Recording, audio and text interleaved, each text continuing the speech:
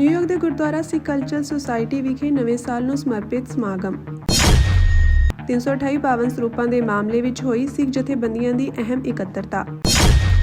ਪੰਜਾਬ ਸਰਕਾਰ ਵੱਲੋਂ ਲਾਪਤਾ ਸਰੂਪਾਂ ਦੇ ਮਾਮਲੇ ਵਿੱਚ ਇੱਕ ਵਿਅਕਤੀ ਦੀ ਗ੍ਰਿਫਤਾਰੀ ਦਾ ਦਾਅਵਾ।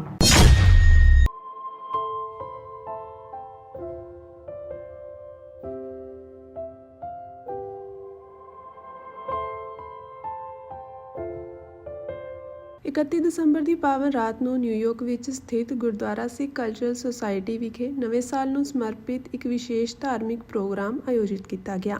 ਇਸ ਮੌਕੇ ਅਮਰੀਕਾ ਦੇ ਵੱਖ-ਵੱਖ ਹਿੱਸਿਆਂ ਤੋਂ ਸੈਂਕੜੇ ਸਿੱਖ ਸੰਗਤਾਂ ਨੇ ਸ਼ਰਧਾ ਅਤੇ ਉਤਸ਼ਾਹ ਨਾਲ ਸ਼ਿਰਕਤ ਕੀਤੀ। ਪ੍ਰੋਗਰਾਮ ਦੀ ਸ਼ੁਰੂਆਤ ਸ਼ਬਦ ਕੀਰਤਨ ਨਾਲ ਹੋਈ, ਜਿੱਥੇ ਰਾਗੀ ਜਥਿਆਂ ਨੇ ਗੁਰਬਾਣੀ ਰਾਹੀਂ ਸੰਗਤ ਨੂੰ ਗੁਰੂ ਸਾਹਿਬਾਨ ਦੇ ਉਪਦੇਸ਼ਾਂ ਨਾਲ ਜੋੜਿਆ। ਅਰਦਾਸ ਉਪਰੰਤ ਸੰਗਤ ਨੇ ਪਿਛਲੇ ਸਾਲ ਦੀ ਸਮੀਖਿਆ ਕਰਦਿਆਂ ਨਵੇਂ ਸਾਲ ਲਈ ਚੜ੍ਹਦੀ ਕਲਾ ਦੀ ਕਾਮਨਾ ਕੀਤੀ। ਇਹ ਰਾਤ ਸਿਰਫ ਨਵੇਂ ਸਾਲ ਦੀ ਸ਼ੁਰੂਆਤ ਨਹੀਂ, ਸਗੋਂ ਪੰਥਕ ਚੇਤਨਾ ਨੂੰ ਮਜ਼ਬੂਤ ਕਰਨ ਦਾ ਵੀ ਸੰਦੇਸ਼ ਦਿੰਦੀ ਹੈ। ਸਿੱਖ ਕੌਮ ਨੇ ਹਰ ਯੁੱਗ ਵਿੱਚ ਆਪਣੇ ਹੱਕਾਂ ਅਤੇ ਅਸਤਿਤਵ ਲਈ ਸ਼ਾਂਤਮਈ ਅਤੇ ਸਿਧਾਂਤਕ ਸੰਘਰਸ਼ ਕੀਤਾ ਹੈ।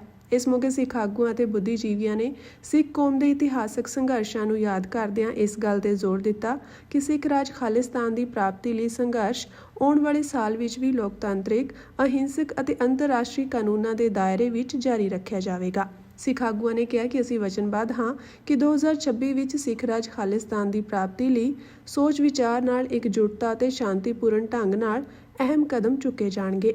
ਇਹ ਸੰਘਰਸ਼ ਸੱਚ, ਇਨਸਾਫ ਅਤੇ ਮਨੁੱਖੀ ਅਧਿਕਾਰਾਂ ਤੇ ਆਧਾਰਿਤ ਹੈ। ਪ੍ਰੋਗਰਾਮ ਦੇ ਅੰਤ ਵਿੱਚ ਨਵੇਂ ਸਾਲ ਦੀ ਅਰਦਾਸ ਕੀਤੀ ਗਈ ਅਤੇ ਸੰਗਤ ਨੇ ਸਰਬੱਤ ਦੇ ਭਲੇ ਦੀ ਕਾਮਨਾ ਕੀਤੀ।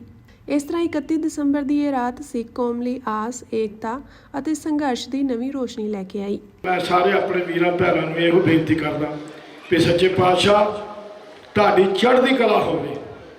ਤੁਹਾਨੂੰ ਆਉਣ ਵਾਲਾ ਸਮਾਂ ਵੇਖੋ, ਜਿਹੜਾ 25 ਵੀ ਆ ਗੁਰੂ ਮਹਾਰਾਜ ਦੀ ਆਪਾਂ ਸ਼ੁਕਰਾਨਾ ਕਰਨ ਆਏ ਆ, ਉਹਨਾਂ ਦੀ ਰਹਿਨਮਾਈ ਦੇ ਅੰਦਰ ਹੀ ਗੁਜ਼ਰਿਆ। ਸਾਨੂੰ ਅਫਸੋਸ ਕੋਈ ਨਹੀਂਗਾ 2025 ਦਾ ਵੀ, ਪਰ ਸਾਨੂੰ ਇਹ ਆ ਕਿ 26 ਵਾਸਤੇ ਵੀ ਅਸੀਂ ਆਪਣੀ ਜਿਹੜੀ ਹੈ ਨਾ ਇਹੋ ਗੁਰੂ ਦੇ ਚਰਨਾਂ 'ਚ ਅਰਦਾਸ ਕਰਦੇ ਹਾਂ ਵੀ ਸੱਚੇ ਪਾਤਸ਼ਾਹ ਚੜ੍ਹਦੀ ਕਲਾ ਸਿੱਖ ਕੌਮ ਨੂੰ ਬੁਲੰਦੀਆਂ 'ਤੇ ਪਹੁੰਚਾਵੇ, ਤਾਂ ਕਿ ਅਸੀਂ ਇਕੱਠੇ ਹੋ ਕੇ ਆਪਣਾ ਜਿਹੜਾ ਨਾਰਾ ਜਿਹੜਾ ਉਹ ਬੁਲੰਦ ਕਰ ਸਕੀਏ। ਮੈਂ ਚੇਚ ਤੌਰ 'ਤੇ ਸਾਰੇ ਵੀਰਾਂ ਨੂੰ, ਭੈਣਾਂ ਨੂੰ, ਬਜ਼ੁਰਗਾਂ ਨੂੰ ਇਸ ਚੀਜ਼ ਦੀ ਵਧਾਈ ਦਿੰਦਾ, ਕਿਉਂਕਿ ਤੁਸੀਂ ਬੜੇ ਭਾਗਾਂ ਵਾਲੇ ਹੋ। ਨਵੇਂ ਸਾਲ ਦੀ ਤੁਹਾਨੂੰ ਲੱਖ ਲੱਖ ਵਧਾਈ। 2025 ਨੂੰ ਅਲਵਿਦਾ ਕਹਿਣਾ, 2026 ਨੂੰ ਜੀ ਆਇਆਂ ਕਹਿਣਾ। ਪਰ ਇੱਕ ਜ਼ਰੂਰੀ ਬੇਨਤੀ ਆ ਵੀ ਜਿਹੜੇ ਆਪਣੇ ਕੈਲੰਡਰ ਨੇ ਗੁਰੂ ਆਪਣੇ ਗੁਰਦੁਆਰਾ ਸਾਹਿਬ ਦੇ, ਇਹ ਸ਼੍ਰੀ ਅਕਾਲ ਤਖਤ ਸਾਹਿਬ ਦੇ ਹਿਸਾਬ ਦੇ ਕੈਲੰਡਰ ਦੇ ਹਿਸਾਬ ਨਾਲ ਸਮਰਪਿਤ ਨੇ। ਹਰ ਮੇਰਾ ਵੀਰ ਭੈਣ ਜਾਂਦਾ ਵਾ ਆਪਣਾ ਕੈਲੰਡਰ ਲੈ ਕੇ ਜਾਵੇ, ਉਹਨੂੰ ਪਤਾ ਲੱਗੇ ਕਿ ਗੁਰੂ ਘਰ ਦੇ ਵਿੱਚ ਕਿਹੜੀ ਤਰੀਕ ਨੂੰ ਕਿਹੜਾ ਪ੍ਰੋਗਰਾਮ ਹੈ, ਅਤੇ ਉਸ ਪ੍ਰੋਗਰਾਮ ਦੇ ਵਿੱਚ ਆਪਣੀ ਹਾਜ਼ਰੀ ਜ਼ਰੂਰ ਲਵਾਇਆ ਕਰੋ। ਫਿਰ ਤੋਂ ਸਾਰੀ ਸੰਗਤ ਨੂੰ ਲੱਖ ਲੱਖ ਵਧਾਈਆਂ। ਵਾਹਿਗੁਰੂ ਜੀ ਕਾ ਖਾਲਸਾ, ਵਾਹਿਗੁਰੂ ਜੀ ਕੀ ਫਤਿਹ। 7 ਤਰੀਕ ਤੱਕ ਸਰਕਾਰ ਸਿੱਟ ਤੋਂ ਸਿੱਟਾ ਕਢਵਾ ਕੇ ਸਟੇਟ ਰਿਪੋਰਟ ਜੱਜ ਸਾਹਿਬ ਦੇ ਹਾਈ ਕੋਰਟ ਦੇ ਵਿੱਚ ਪੇਸ਼ ਕਰੇ। ਨਾ ਕਰਨ ਦੀ ਸੂਰਤ ਵਿੱਚ ਫਿਰ ਜਿਵੇਂ ਸਿੱਟਾ ਪੰਥ ਨੇ 5.5 ਸਾਲ ਲੜ ਕੇ ਇੱਥੇ ਕੱਢਿਆ, ਫਿਰ ਇਹ ਪੰਥ ਅਗਲੀ ਤਿਆਰੀ ਕੀ ਹੋਊ ਉਹ ਜ਼ਰੂਰ ਦੱਸਣਗੇ। ਇਹ 11 ਬੰਦਿਆਂ ਦਾ ਜਿਹੜਾ ਪੰਥ ਬਣ ਕੇ ਤੁਰਿਆ ਫਿਰਦਾ ਹੈ, ਅੱਜ ਪੰਥ 2 ਕਰੋੜ ਇਹਨਾਂ ਤੋਂ ਜਾਗਰੂਕ ਹੋ ਚੁੱਕਾ ਹੈ ਤੇ ਹੁਣ ਇਹ 328 ਪਾਵਨ ਸਰੂਪਾਂ ਦਾ ਇਨਸਾਫ ਵੀ ਲਓ। ਜਾਗਤ ਜੋਤ ਐਕਟ ਨੂੰ ਸਜ਼ਾਏ ਮੌਤ ਤੇ ਸਜ਼ਾਏ ਉਮਰ ਕੈਦ ਤੱਕ ਵੀ ਲੈ ਕੇ ਜਾਓ। ਸ਼੍ਰੀ ਗੁਰੂ ਗ੍ਰੰਥ ਸਾਹਿਬ ਜੀ ਦੇ 328 ਪਾਵਨ ਸਰੂਪਾਂ ਦੇ ਸਬੰਧ ਵਿੱਚ ਸਿੱਖ ਜਥੇਬੰਦੀਆਂ ਦੀ ਇੱਕ ਅਹਿਮ ਇਕੱਤਰਤਾ ਹੋਈ ਹੈ। ਇਸ ਇਕੱਤਰਤਾ ਵਿੱਚ ਲੰਮੇ ਸਮੇਂ ਤੋਂ ਬੇਅਦਬੀਆਂ ਅਤੇ ਸਰੂਪਾਂ ਦੇ ਮਾਮਲੇ ਵਿੱਚ ਇਨਸਾਫ ਲਈ ਸੰਘਰਸ਼ ਕਰ ਰਹੇ ਭਾਈ ਵਡਾਲਾ ਸਮੇਤ ਸ਼੍ਰੋਮਣੀ ਅਕਾਲੀ ਦਲ ਅੰਮ੍ਰਿਤਸਰ, ਨਿਹੰਗ ਸਿੰਘ ਜਥੇਬੰਦੀਆਂ ਅਤੇ ਹੋਰ ਪੰਥਕ ਧਿਰਾਂ ਵੱਲੋਂ ਸ਼ਮੂਲੀਅਤ ਕੀਤੀ ਗਈ। ਇਸ ਮੌਕੇ ਗੱਲ ਕਰਦਿਆਂ ਭਾਈ ਵਡਾਲਾ ਨੇ ਦੱਸਿਆ ਕਿ ਕਿਸ ਤਰ੍ਹਾਂ 328 ਪਾਵਨ ਸਰੂਪਾਂ ਦੇ ਮਾਮਲੇ ਵਿੱਚ ਸਿੱਖਾਂ ਨਾਲ ਧੋਖਾ ਕੀਤਾ ਗਿਆ ਤੇ ਸਮੇਂ ਦੀਆਂ ਸਰਕਾਰਾਂ ਵੀ ਇਸ ਮੁੱਦੇ ਤੇ ਵੋਟਾਂ ਲੈ ਕੇ ਮੁੱਕਰਦੀਆਂ ਰਹੀਆਂ ਹਨ। ਉਹਨਾਂ ਸਰਕਾਰ ਨੂੰ ਚੇਤਾਵਨੀ ਦਿੱਤੀ ਕਿ ਇਸ ਮਾਮਲੇ ਦੀ ਤੇਜ਼ੀ ਨਾਲ ਜਾਂਚ ਕੀਤੀ ਜਾਵੇ ਅਤੇ ਇਸ ਸਾਜ਼ਿਸ਼ ਵਿੱਚ ਦੋਸ਼ੀਆਂ ਨੂੰ ਸਖਤ ਸਜ਼ਾਵਾਂ ਦਿੱਤੀਆਂ ਜਾਣ। ਉਹਨਾਂ ਨੇ ਸ਼੍ਰੋਮਣੀ ਕਮੇਟੀ ਨੂੰ ਵੀ ਇਸ ਮਾਮਲੇ ਵਿੱਚ ਸਹਿਯੋਗ ਦੇ ਕੇ ਆਪਣਾ ਫਰਜ਼ ਨਿਭਾਉਣ ਦੀ ਅਪੀਲ ਕੀਤੀ ਹੈ। ਬਿਆਨ ਲੱਗਣ ਤੇ ਇਧਰੋਂ ਨਾ ਲੱਗਣ, ਪਰ ਵਾਰੇ ਜਾਈਏ ਮੀਡੀਆ ਵਾਲੇ ਵੀਰਾਂ ਦੇ, ਜਿਨ੍ਹਾਂ ਨੇ 5.5 ਸਾਲ ਤਕੜੇ ਹੋ ਕੇ ਸਾਥ ਦਿੱਤਾ ਹੈ, ਬਿਨਾਂ ਪੈਸਿਆਂ ਤੋਂ, ਬਿਨਾਂ ਕਿਸੇ ਲਾਲਚ ਤੋਂ, ਇਹ ਜੇ ਸ੍ਰੀ ਗੁਰੂ ਗ੍ਰੰਥ ਸਾਹਿਬ ਜੀ ਦੀ ਸੇਵਾ ਸਮਝ ਕੇ। ਤੇ ਅੱਜ ਅਸੀਂ ਇਸ ਪ੍ਰੈਸ ਕਾਨਫਰੰਸ ਰਾਹੀਂ ਅੱਜ ਜਿਹੜੀ ਸਾਡੀ ਇਹ ਮੀਟਿੰਗ ਹੋਈ ਹੈ 9 ਤਰੀਕ ਤੋਂ ਪਹਿਲਾਂ 7 ਤਰੀਕ ਤੱਕ ਸਰਕਾਰ ਸਿੱਟ ਤੋਂ ਸਿੱਟਾ ਕਢਵਾ ਕੇ ਸਟੇਟ ਰਿਪੋਰਟ ਜੱਜ ਸਾਹਿਬ ਦੇ ਹਾਈ ਕੋਰਟ ਦੇ ਵਿੱਚ ਪੇਸ਼ ਕਰੇ। ਨਾ ਕਰਨ ਦੀ ਸੂਰਤ ਵਿੱਚ ਫਿਰ ਜਿਵੇਂ ਸਿੱਟਾ ਪੰਥ ਨੇ 5.5 ਸਾਲ ਲੜ ਕੇ ਇੱਥੇ ਕੱਢਿਆ, ਫਿਰ ਇਹ ਪੰਥ ਅਗਲੀ ਤਿਆਰੀ ਕੀ ਹੋਊ ਉਹ ਜ਼ਰੂਰ ਦੱਸਣਗੇ। ਇਹ ਇੱਧਰ ਉੱਧਰ ਦੀ ਗੱਲ ਨਾ ਕਰਕੇ ਸਰਕਾਰ ਧਿਆਨ ਦੇਵੇ ਤੇ ਸ਼੍ਰੋਮਣੀ ਗੁਰਦੁਆਰਾ ਪ੍ਰਬੰਧਕ ਕਮੇਟੀ ਦੇ ਪ੍ਰਧਾਨ, ਗੈਰ ਕਾਨੂੰਨੀ ਪ੍ਰਧਾਨ, ਜਿਹੜੇ ਬਿਨਾਂ ਇਲੈਕਸ਼ਨ ਤੋਂ, ਬਿਨਾਂ ਸਿਲੈਕਸ਼ਨ ਤੋਂ, ਇੱਕ ਡਿਕਟੇਟਰਸ਼ਿਪ ਰਾਹੀਂ ਉੱਥੇ 11 ਬੰਦੇ ਕਬਜ਼ ਹੋਏ ਆ। ਇਹ 11 ਬੰਦਿਆਂ ਦਾ ਜਿਹੜਾ ਪੰਥ ਬਣ ਕੇ ਤੁਰਿਆ ਫਿਰਦਾ ਹੈ, ਅੱਜ ਪੰਥ 2 ਕਰੋੜ ਇਹਨਾਂ ਤੋਂ ਜਾਗਰੂਕ ਹੋ ਚੁੱਕਾ ਹੈ ਤੇ ਹੁਣ ਇਹ 328 ਪਾਵਨ ਸਰੂਪਾਂ ਦਾ ਇਨਸਾਫ ਵੀ ਲਓ। ਜਾਗਤ ਜੋਤ ਐਕਟ ਨੂੰ ਸਜ਼ਾਏ ਮੌਤ ਤੇ ਸਜ਼ਾਏ ਉਮਰ ਕੈਦ ਤੱਕ ਵੀ ਲੈ ਕੇ ਜਾਊ ਤੇ ਸਮਾਣੇ 'ਚ ਬੈਠੇ ਹੋਏ ਭਾਈ ਗੁਰਜੀਤ ਸਿੰਘ ਨੂੰ, ਜਿਹੜਾ 1 ਸਾਲ ਤੋਂ ਉੱਤੇ ਚੜ੍ਹ ਕੇ ਬੈਠਾ ਹੈ, ਉਹਨੂੰ ਅਸੀਂ ਥੱਲੇ ਲਾਉਣ ਵਾਸਤੇ ਵੀ ਜਾਵਾਂਗੇ। ਔਰ ਜਿੱਥੋਂ ਤੱਕ ਸਾਡੇ ਕੋ ਕਾਨੂੰਨਨ ਜਾਂ ਹੋਰ ਚਾਰਾ ਜੋ ਹੈ ਉਹ ਹਰ ਹੀਲਾ ਵਰਤ ਕੇ ਇਸ ਮਸਲੇ ਨੂੰ ਸਿਰੇ ਲਾਇਆ ਜਾਊ। ਤੇ ਮੈਂ ਜਿਹੜੇ ਲੋਕਾਂ ਤੇ ਪਰਚਾ ਮੁਕੱਦਮਾ ਦਰਜ ਹੋਇਆ ਉਹਨਾਂ ਦੀਆਂ ਕਾਲਾਂ ਮੇਰੇ ਤੱਕ ਪਹੁੰਚੀਆਂ ਤੇ ਮੈਂ ਉਹਨਾਂ ਨੂੰ ਕਹਿਣਾ ਚਾਹੁੰਦਾ ਹਾਂ, ਮੇਰੀ ਕੋਈ ਤੁਹਾਡੇ ਨਾਲ ਜੱਦੀ ਦੁਸ਼ਮਣੀ ਨਹੀਂ, ਨਾ ਮੈਂ ਤੁਹਾਡਾ ਵੈਰੀ ਨਾ ਤੁਸੀਂ ਮੇਰੇ ਵੈਰੀ ਹੋ।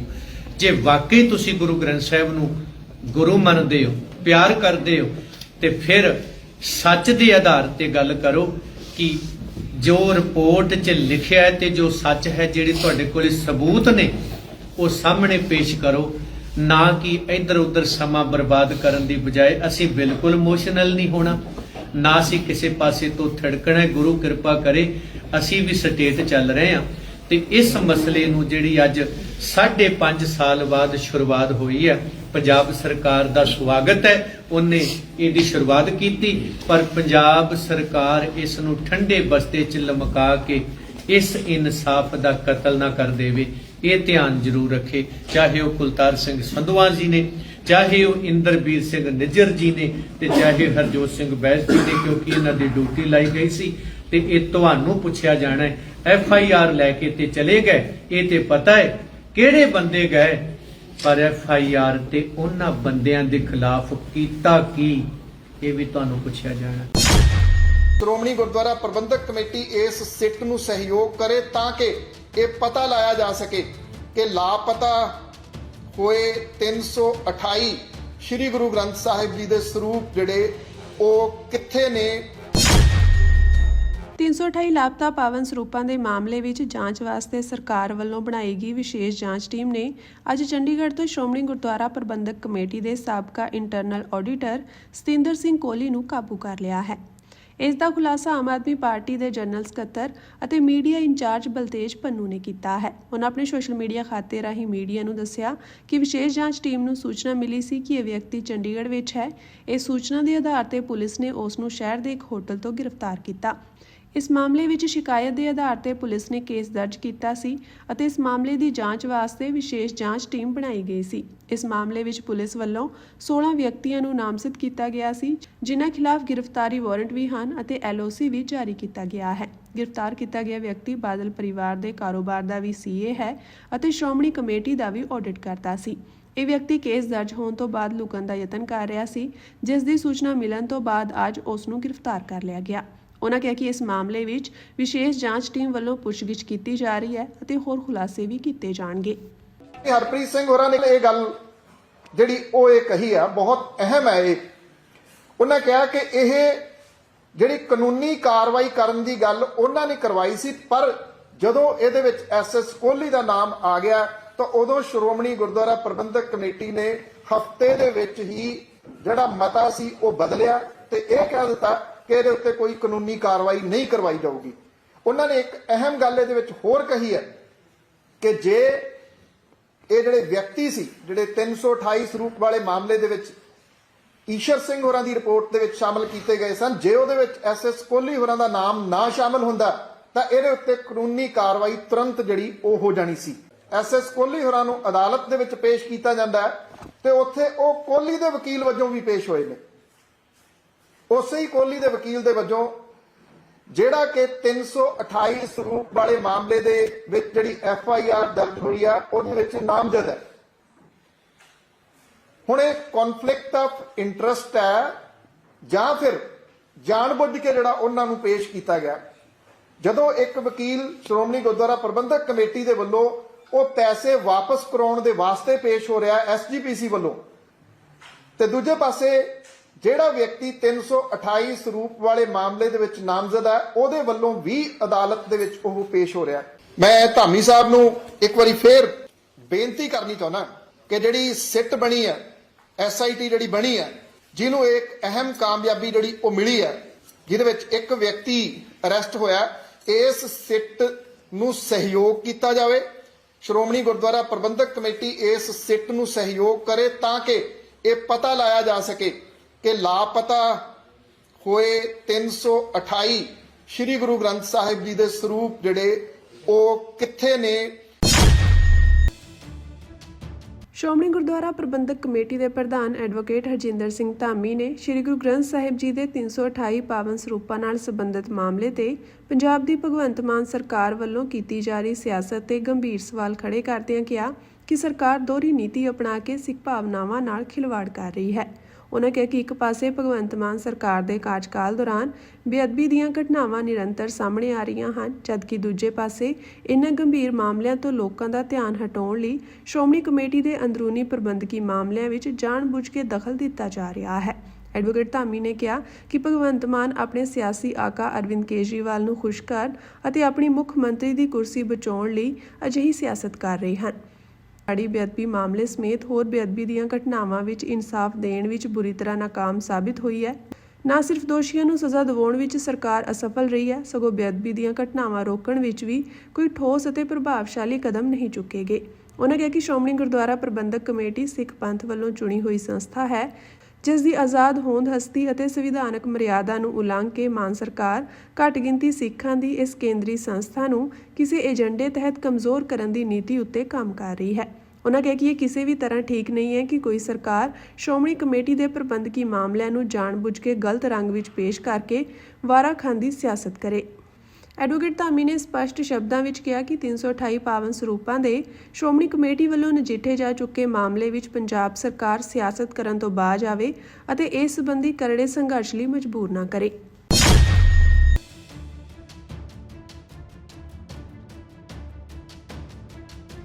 ਹਾਲ ਹੀ ਦੇ ਦਿਨਾਂ ਵਿੱਚ ਈਰਾਨ ਦੇ ਸੁਪਰੀਮ ਲੀਡਰ ਅਯਾਤੁੱਲਾ ਅਲੀ ਖਮੇਨੀ ਖਿਲਾਫ ਵਿਰੋਧ ਪ੍ਰਦਰਸ਼ਨ ਤੇਜ਼ ਹੋ ਗਏ ਹਨ। ਇਸ ਦੌਰਾਨ ਨਵੇਂ ਸਾਲ ਦੇ ਪਹਿਲੇ ਦਿਨ ਵਿਰੋਧ ਪ੍ਰਦਰਸ਼ਨ ਹਿੰਸਕ ਹੋ ਗਏ, ਜਿਸ ਦੇ ਨਤੀਜੇ ਵਜੋਂ ਕਈ ਪ੍ਰਦਰਸ਼ਨਕਾਰੀਆਂ ਅਤੇ ਸੁਰੱਖਿਆ ਬਲਾਂ ਦੇ ਮੈਂਬਰਾਂ ਦੀ ਮੌਤ ਵੀ ਹੋ ਗਈ। ਇਹ ਗੱਲ ਰਾਈਟਰਜ਼ ਨੇ ਈਰਾਨੀ ਮੀਡੀਆ ਅਤੇ ਮਨੁੱਖੀ ਅਧਿਕਾਰ ਸਮੂਹਾਂ ਦੇ ਹਵਾਲੇ ਨਾਲ ਕਹੀ ਹੈ। ਨਵਾਂ ਸਾਲ ਸ਼ੁਰੂ ਹੁੰਦੇ ਹੀ ਵਿਰੋਧ ਪ੍ਰਦਰਸ਼ਨ ਪੇਂਡੂ ਈਰਾਨ ਵਿੱਚ ਫੈਲ ਗਏ ਅਤੇ ਪ੍ਰਦਰਸ਼ਨ ਸ਼ੁਰੂ ਹੋਣ ਤੋਂ ਬਾਅਦ ਹੋਈਆਂ ਮੌਤਾਂ ਦੀਆਂ ਪਹਿਲੀਆਂ ਰਿਪੋਰਟਾਂ ਆਉਣੀਆਂ ਸ਼ੁਰੂ ਹੋ ਗਈਆਂ ਹਨ। ਦੇਸ਼ 3 ਸਾਲਾਂ ਵਿੱਚ ਮਹਿੰਗਾਈ ਵਿਰੁੱਧ ਸਭ ਤੋਂ ਵੱਡੇ ਵਿਰੋਧ ਪ੍ਰਦਰਸ਼ਨਾਂ ਦਾ ਗਵਾਹ ਬਣ ਰਿਹਾ ਹੈ, ਜਿਸ ਕਾਰਨ ਕਈ ਖੇਤਰਾਂ ਵਿੱਚ ਹਿੰਸਾ ਹੋਈ ਹੈ।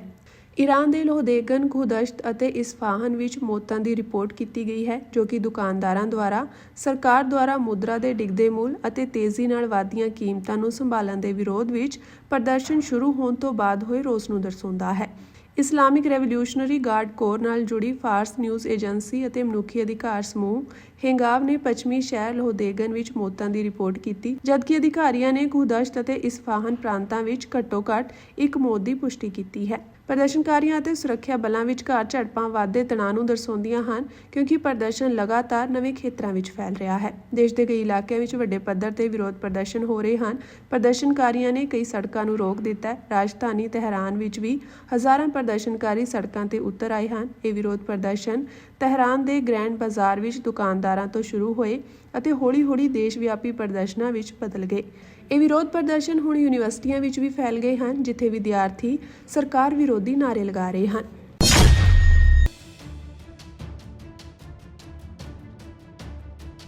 ਭਾਰਤ ਤੇ ਪਾਕਿਸਤਾਨ ਨੇ 1992 ਵਿੱਚ ਸ਼ੁਰੂ ਹੋਏ ਸਾਲਾਨਾ ਅਭਿਆਸ ਨੂੰ ਜਾਰੀ ਰੱਖਦੇ ਹੋਏ ਆਪਣੇ ਪਰਮਾਣੂ ਟਿਕਾਣਿਆਂ ਤੇ ਸੰਸਥਾਵਾਂ ਦੀਆਂ ਸੂਚੀਆਂ ਦਾ ਆਦਾਨ ਪ੍ਰਦਾਨ ਕੀਤਾ। ਇਹਨਾਂ ਦੋਵਾਂ ਦੇਸ਼ਾਂ ਵਿਚਕਾਰ ਇਹ ਸਮਝੌਤਾ 1988 ਵਿੱਚ ਸਹੀਬੱਧ ਹੋਇਆ ਸੀ ਤੇ ਸਮਝੌਤਾ 27 ਜਨਵਰੀ 1991 ਨੂੰ ਲਾਗੂ ਹੋਇਆ ਸੀ। ਇਹ ਸਮਝੌਤਾ ਦੋਵਾਂ ਦੇਸ਼ਾਂ ਨੂੰ ਇੱਕ ਦੂਜੇ ਖਿਲਾਫ ਪਰਮਾਣੂ ਹਥਿਆਰਾਂ ਦੀ ਵਰਤੋਂ ਕਰਨ ਤੋਂ ਰੋਕਦਾ ਹੈ। ਭਾਰਤ ਤੇ ਪਾਕਿਸਤਾਨ ਵਿੱਚ 7-10 ਮਈ ਦੇ ਫੌਜੀ ਟਕਰਾਅ ਤੋਂ ਬਾਅਦ ਦੋਵਾਂ ਦੇਸ਼ਾਂ ਨੇ ਪ੍ਰਮਾਣੂ ਟਿਕਾਣਿਆਂ ਤੇ ਸੰਸਥਾਵਾਂ ਦੀ ਸੂਚੀ ਦਾ ਆਦਾਨ-ਪ੍ਰਦਾਨ ਕੀਤਾ ਹੈ। ਇਹ ਆਦਾਨ-ਪ੍ਰਦਾਨ ਨਵੀਂ ਦਿੱਲੀ ਅਤੇ ਇਸਲਾਮਾਬਾਦ ਦਰਮਿਆਨ ਡਿਪਲੋਮੈਟਿਕ ਚੈਨਲਾਂ ਰਾਹੀਂ ਇੱਕੋ ਸਮੇਂ ਕੀਤਾ ਗਿਆ। ਦੋਵੇਂ ਧਿਰਾਂ ਨੇ ਇੱਕ ਦੂਜੇ ਦੀ ਹਿਰਾਸਤ ਵਿੱਚ ਕੈਦੀਆਂ ਦੀਆਂ ਸੂਚੀਆਂ ਵੀ ਇੱਕ ਦੂਜੇ ਨੂੰ ਸੌਂਪੀਆਂ।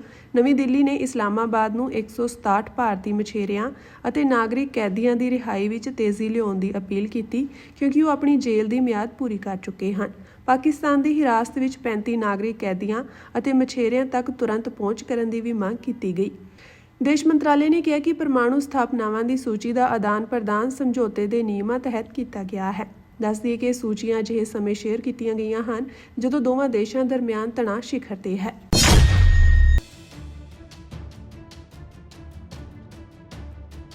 ਕੈਲੀਫੋਰਨੀਆ ਦੇ ਡਿਪਾਰਟਮੈਂਟ ਆਫ ਮੋਟਰ ਵਹੀਕਲਸ ਵਿਰੁੱਧ ਪ੍ਰਵਾਸੀ ਟਰੱਕ ਡਰਾਈਵਰਾਂ ਦੇ ਇੱਕ ਸਮੂਹ ਵੱਲੋਂ ਕੇਸ ਕੀਤੇ ਜਾਣ ਦੇ ਇੱਕ ਹਫ਼ਤੇ ਬਾਅਦ ਅਮਰੀਕੀ ਰਾਜ ਨੇ ਮੰਗਲਵਾਰ ਨੂੰ ਕਿਹਾ ਕਿ ਉਹ 17,000 ਵਪਾਰਕ ਡਰਾਈਵਿੰਗ ਲਾਇਸੈਂਸਾਂ ਨੂੰ ਰੱਦ ਕਰਨ ਦੀ ਪ੍ਰਕਿਰਿਆ ਮਾਰਚ ਤੱਕ ਮੁਲਤਵੀ ਕਰ ਦੇਵੇਗਾ।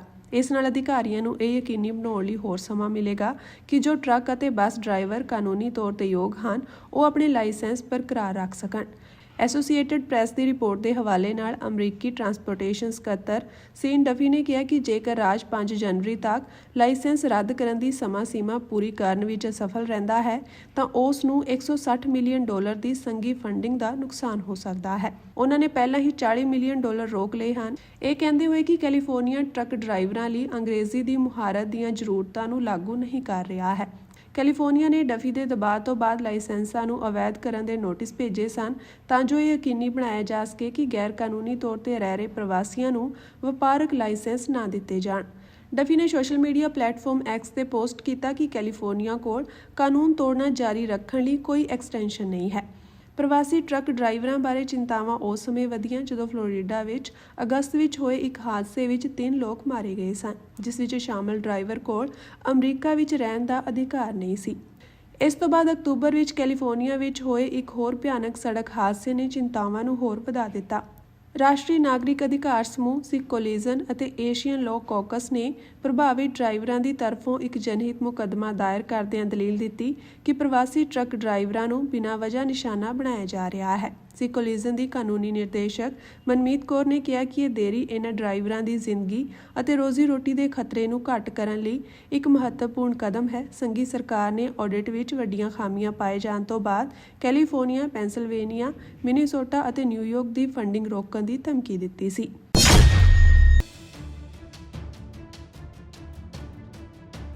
ਨਾਰਥ ਅਮਰੀਕਨ ਪੰਜਾਬੀ ਐਸੋਸੀਏਸ਼ਨ ਨੇ ਪੰਜਾਬ ਸਰਕਾਰ ਵੱਲੋਂ ਵਿਧਾਨ ਸਭਾ ਦੇ ਵਿਸ਼ੇਸ਼ ਇਜਲਾਸ ਬੁਲਾਉਣ ਦੇ ਵਾਰ-ਵਾਰ ਲਏ ਜਾਣ ਵਾਲੇ ਫੈਸਲੇ ਤੇ ਗੰਭੀਰ ਚਿੰਤਾ ਪ੍ਰਗਟਾਈ ਹੈ ਅਤੇ ਦੋਸ਼ ਲਾਇਆ ਕਿ ਇਹਨਾਂ ਬੈਠਕਾਂ ਦੌਰਾਨ ਪਾਸ ਕੀਤੇ ਗਏ ਮਤੇ ਕਿਸੇ ਠੋਸ ਕਾਰਵਾਈ ਜਾਂ ਮਾਪਣਯੋਗ ਨਤੀਜਿਆਂ ਵਿੱਚ ਬਦਲਣ ਵਿੱਚ ਅਸਫਲ ਰਹੇ ਹਨ।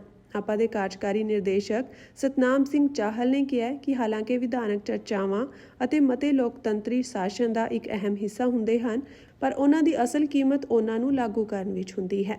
ਉਹਨਾਂ ਕਿਹਾ ਕਿ ਬਦਕਿਸਮਤੀ ਨਾਲ ਇਹਨਾਂ ਵਿਸ਼ੇਸ਼ ਇਜਲਾਸਾਂ ਦੌਰਾਨ ਪਾਸ ਕੀਤਾ ਗਿਆ ਇੱਕ ਵੀ ਮਤਾ ਅਸਲ ਪ੍ਰਾਪਤੀ ਦੇ ਪੜਾਅ ਤੱਕ ਨਹੀਂ ਪਹੁੰਚਿਆ ਹੈ। ਪੰਜਾਬ ਦੇ ਲੋਕ ਇੱਕ ਸਧਾਰਨ ਸਵਾਲ ਪੁੱਛ ਰਹੇ ਹਨ, ਜੇ ਇਹਨਾਂ ਇਜਲਾਸਾਂ ਦਾ ਕੋਈ ਨਤੀਜਾ ਨਹੀਂ ਨਿਕਲਿਆ ਤਾਂ ਇਹਨਾਂ ਨੂੰ ਬੁਲਾਉਣ ਦਾ ਕੀ ਮਕਸਦ ਸੀ। ਨਾਪਾ ਦੇ ਮੁਲਾਂਕਣ ਅਨੁਸਾਰ ਵਿਧਾਨ ਸਭਾ ਦੇ ਹਰੇਕ ਵਿਸ਼ੇਸ਼ ਇਜਲਾਸ ਤੇ ਸੁਰੱਖਿਆ, ਲੌਜਿਸਟਿਕਸ ਸਟਾਫ, ਯਾਤਰਾ ਭੱਤੇ ਅਤੇ ਪ੍ਰਸ਼ਾਸਨਿਕ ਪ੍ਰਬੰਧਾਂ ਨਾਲ ਸੰਬੰਧਿਤ ਖਰਚਿਆਂ ਸਮੇਤ ਸਰਕਾਰੀ ਖਜ਼ਾਨੇ ਤੇ ਲਗਭਗ 1 ਕਰੋੜ ਰੁਪਏ ਦਾ ਬੋਝ ਪੈਂਦਾ ਹੈ। ਚਾਹਲ ਨੇ ਅੱਗੇ ਕਿਹਾ ਕਿ ਅਜਿਹੇ ਸਮੇਂ ਜਦੋਂ ਪੰਜਾਬ ਗੰਭੀਰ ਵਿੱਤੀ ਸੰਕਟ, ਵੱਧਦੇ ਕਰਜ਼ੇ, ਬੇਰੁਜ਼ਗਾਰੀ ਅਤੇ ਚਰਮਰਾ ਰਹੀਆਂ ਜਨਤਕ ਸੇਵਾਵਾਂ ਦਾ ਸਾਹਮਣਾ ਕਰ ਰਿਹਾ ਹੈ, ਨਤੀਜਿਆਂ ਤੋਂ ਬਿਨਾਂ ਅਜਿਹਾ ਖਰਚਾ ਕਰਨਾ ਗੈਰ ਜ਼ਿੰਮੇਵਾਰਾਨਾ ਤੋਂ ਘੱਟ ਨਹੀਂ ਹੈ। ਨਾਪਾ ਨੇ ਇਸ਼ਾਰਾ ਕੀਤਾ ਕਿ ਸਰਕਾਰ ਨੇ ਵਾਰ-ਵਾਰ ਇਹਨਾਂ ਇਜਲਾਸਾਂ ਨੂੰ ਇਤਿਹਾਸਕ ਅਤੇ ਨਿਰਣਾਇਕ ਵਜੋਂ ਪੇਸ਼ ਕੀਤਾ ਜਿਸ ਨਾਲ ਜਨਤਾ ਦੀਆਂ ਉਮੀਦਾਂ ਵਧੀਆਂ। ਹਾਲਾਂਕਿ ਕਈ ਮਹੀਨਿਆਂ ਬਾਅਦ ਵੀ ਸ਼ਾਸਨ ਸੁਧਾਰਾਂ, ਜਨਤਕ ਭਲਾਈ, ਆਰਥਿਕ ਪੁਨਰਉੱਥਾਨ ਜਾਂ ਸੰਸਥਾਗਤ ਜਵਾਬਦੇਹੀ ਨਾਲ ਸੰਬੰਧਿਤ ਮਤਿਆਂ ਤੇ ਕੋਈ ਪ੍ਰਤੱਖ ਪ੍ਰਗਤੀ ਨਹੀਂ ਹੋਈ ਹੈ। ਨਾਪਾ ਵੱਲੋਂ ਜਾਰੀ ਬਿਆਨ ਵਿੱਚ ਕਿਹਾ ਗਿਆ ਹੈ ਕਿ ਸੁਰਖੀਆਂ ਅਤੇ ਰਾਜਨੀਤਿਕ ਦਿੱਖ ਲਈ ਮਤੇ ਪਾਸ ਕਰਨਾ ਗੰਭੀਰ ਸ਼ਾਸਨ ਦੀ ਥਾਂ ਨਹੀਂ ਲੈ ਸਕਦਾ। ਪ੍ਰਤੀਕਾਤਮਕ ਰਾਜਨੀਤੀ ਖਬਰਾਂ ਪੈਦਾ ਕਰ ਸਕਦੀ ਹੈ ਪਰ ਇਹ ਲੋਕਾਂ ਦੀਆਂ ਸਮੱਸਿਆਵਾਂ ਦਾ ਹੱਲ ਨਹੀਂ ਕਰਦੀ। ਐਸੋਸੀਏਸ਼ਨ ਨੇ ਸਵਾਲ ਕੀਤਾ ਕਿ ਕੀ ਇਹ ਵਿਸ਼ੇਸ਼ ਇਜਲਾਸ ਅਸਲ ਵਿਧਾਨਕ ਲੋੜ ਲਈ ਬੁਲਾਏ ਗਏ ਸਨ ਜਾਂ ਸਿਰਫ ਰਾਜਨੀਤਿਕ ਗਤੀਵਿਧੀ ਦਿਖਾਉਣ ਲਈ। ਚਾਹਲ ਨੇ ਕਿਹਾ ਕਿ ਜੇਕਰ ਮਤੇ ਸਿਰਫ ਕਾਗਜ਼ਾਂ ਤੱਕ ਹੀ ਸੀਮਿਤ ਰਹਿੰਦੇ ਹਨ ਤਾਂ ਇਹ ਇਜਲਾਸ ਵਿਅਰਥ ਦੀ ਕਸਰਤ ਬਣ ਜਾਂਦੇ ਹਨ ਜਿਸ ਨਾਲ ਜਨਤਾ ਦਾ ਪੈਸਾ ਅਤੇ ਵਿਧਾਨਕ ਸਮਾਂ ਬਰਬਾਦ ਹੁੰਦਾ ਹੈ। ਨਾਪਾ ਨੇ ਪੰਜਾਬ ਸਰਕਾਰ ਨੂੰ ਅਪੀਲ ਕੀਤੀ ਕਿ ਉਹ ਹੁਣ ਤੱਕ ਵਿਸ਼ੇਸ਼ ਇਜਲਾਸਾਂ ਵਿੱਚ ਪਾਸ ਕੀਤੇ ਗਏ ਹਰ ਮਤੇ ਦੀ ਸਥਿਤੀ ਬਾਰੇ ਇੱਕ ਪਾਰਦਰਸ਼ੀ ਜਨਤਕ ਰਿਪੋਰਟ ਪੇਸ਼ ਕਰੇ, ਜਿਸ ਵਿੱਚ ਲਾਗੂ ਕਰਨ ਲਈ ਸਪਸ਼ਟ ਸਮਾਂ ਸੀਮਾ ਸ਼ਾਮਿਲ ਹੋਵੇ। ਨਾਪਾ ਨੇ ਭਵਿੱਖ ਵਿੱਚ ਵਿਸ਼ੇਸ਼ ਇਜਲਾਸ ਬੁਲਾਉਣ ਲਈ ਸੰਜਮ ਵਰਤਣ ਦੀ ਵੀ ਅਪੀਲ ਕੀਤੀ, ਜਦੋਂ ਤੱਕ ਕੋਈ ਸਪਸ਼ਟ ਏਜੰਡਾ, ਕਾਨੂੰਨੀ ਲੋੜ ਅਤੇ ਲਾਗੂ ਕਰਨ ਦੀ ਵਚਨਬੱਧਤਾ ਨਾ ਹੋਵੇ।